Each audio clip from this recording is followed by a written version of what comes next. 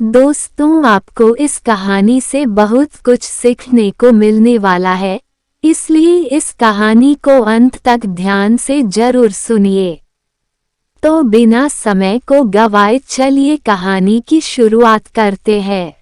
बहुत समय पहले की बात है, गंगा नदी के किनारे एक पीपल का पेड़ था। पहाड़ों से उतरती गंगा अपने पूरे वेग से बह रही थी। अचानक पेड़ से दो पत्ते नदी में आकर गिर गए। एक पत्ता तिरछा गिरा और एक पत्ता सीधा गिरा।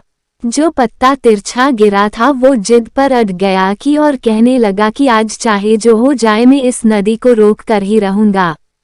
चाहे मेरे प्राण ही क्यों न चले जाए, मैं इसे आगे नहीं बढ़ने दूंगा। वो पत्ता जोर जोर से चिल्लाने लगा कि रुक जा गंगा, मैं तुझे आगे नहीं जाने दूंगा। पर नदी तो बहती ही जा रही थी। नदी को तो पता ही नहीं था कि कोई पत्ता उसे रोकने का प्रयास कर रहा है। इधर पत्ते की जान पर बन आई थी। वह लगातार संघर्ष कर रहा था। वो पत्ता नहीं जानता था कि बिना लड़े भी वही जाना था जहां थककर और हार कर पहुंचेगा।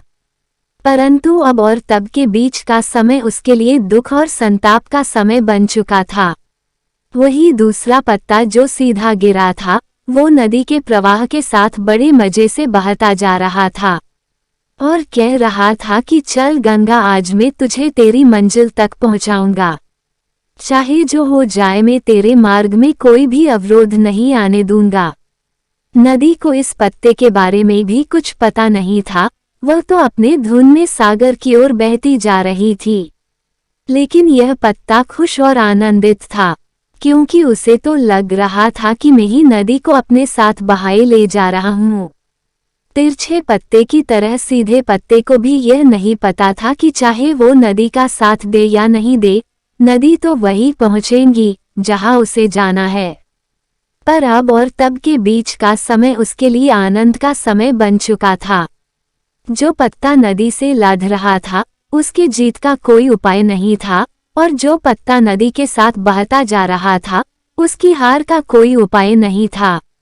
दोस्तों, यह कहानी हमें यह सिखाती है कि जिस दिन हम लड़ना छोड़ देते हैं, उस दिन से हम जीना शुरू कर देते हैं।